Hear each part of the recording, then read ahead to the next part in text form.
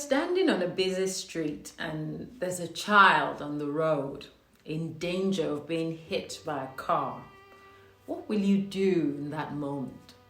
Some people think, well, that's not my child. I'm not the one responsible for him or her. In fact, where are her terrible parents that have left her in danger on the streets? They proceed to walk away and say, it's not my business. I have my own child to think about. In fact, they just might bring out their phones, waiting to see if they can capture when the child gets run over by the car, so that they can post it on their Instagram or their Facebook. The world we live in today. I mean, for this group of people, I have no words. My heart just bleeds. There's another group today that believes that it doesn't matter the situation the child is in. The child has rights, and we mustn't hurt their feelings, and that love is gentle and soft.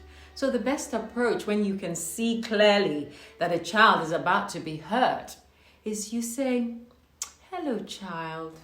Do you realize that you're on the road and it's not very safe? You can actually get run over any minute. I really suggest that you move to the sidewalk where it's a lot safer for you. It won't be long before that child gets hit whilst you're there talking softly. There's yet another group, and I call them the tough love group. They see that child about to be run over on the street. Whether it's their child or not, they immediately jump right in and scream at the child. Get out of that place. Can't you see that it's not safe for you to be there? If the child wastes any more time, a second, they jump into the road themselves. They stop all the vehicles and say, hold on, there's a child there. And they lift the child to safety. Which of these persons do you think you are? Which one is love in your eyes? How should we show love to that child in that context based on the urgency of the situation? Is it better to say, oh, it's not my child? Or, hey, sweetheart, get out of the way? Or do you scream your lungs out and grab that child by the neck and lift her to safety? She can say she has rights, and that her rights have been violated. She might even say you grabbed her roughly by the neck. But you know why and what prompted you to act urgently.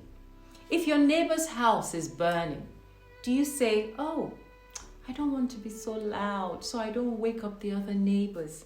So let me call out gently to that neighbor of mine whose house is burning. Hi, neighbor, your house is burning. Wake up.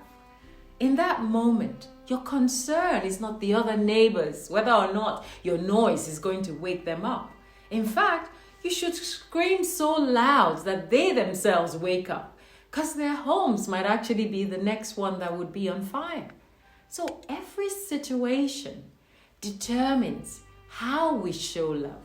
For some people, love is not disturbing the other neighbors because they have rights, because their own house is not burning yet.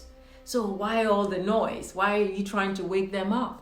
Most people want only one version of love, the one that allows them to wallow in their ignorance, in their vices and their weaknesses. And then they want you to gently coerce them or just remind them to take it easy, to try, to change. No. The times we're in now calls for an urgency. It calls for a rude awakening. It calls for a nasty wake-up call. It calls for lifting you off the street so you don't get run over. It calls for all lukewarmness to cease, all gentle patting on the back to stop. There's no time. These times that we're in, your neighbor's house is burning. You must scream so loud to wake up all the others. Let them be mad at you. But you know your pure intentions was to offer them the tools that will help them better themselves. That is love. Yes, it is tough love because love is just.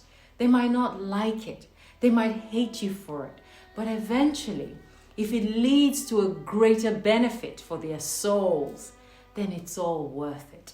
As long as you affect and enhance one person's life, including your own, it's all worth it. We always separate ourselves as individuals, forgetting that we are all one, and what happens to one affects the other. It's our collective thoughts and words and our actions that is manifesting and shaping the reality that we're experiencing right now. So if you say, I'll take care of my own apples, and the others in the basket can go rotten if they want, it's only a matter of time before your own apple gets infected. You will always be better off than those who stood on the sideline and did nothing. They merely observed and walked away. You will always be better off than those who were talking gently, "Wake up, neighbor, please wake up," so that they look good in the eyes of the other neighbors and not disturb them. Go ahead, shake them up, disturb their sleep, lift that child to safety, for that is what some of you came here to do, and that is what they need from you at this time. And you thereby help yourself as you do it with the purest of intentions. For a long time now, we see ourselves as individuals, isolated from the entire ecosystem of living beings. As long as I'm fine, then no problem, I'm okay. We say I, me, mine, and that's all we're ever concerned about.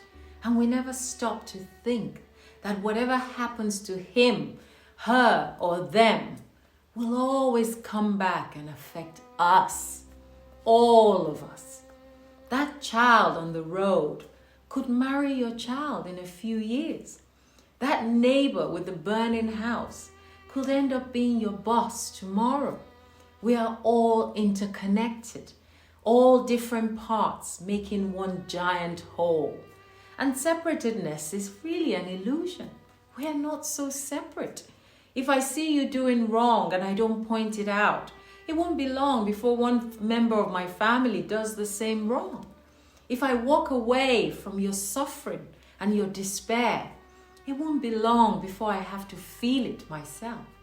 So it's not an option for you to stand in knowledge and watch others wallow in ignorance. We must teach others to teach ourselves. We must love others to love ourselves. And we must share with others that which is working for us, so that they may find benefit from it. And in serving others, we thereby serve ourselves, and we serve creation as a whole. So until next time, don't hold back where you can give. Love gives of itself all the time. Until next time, bye for now.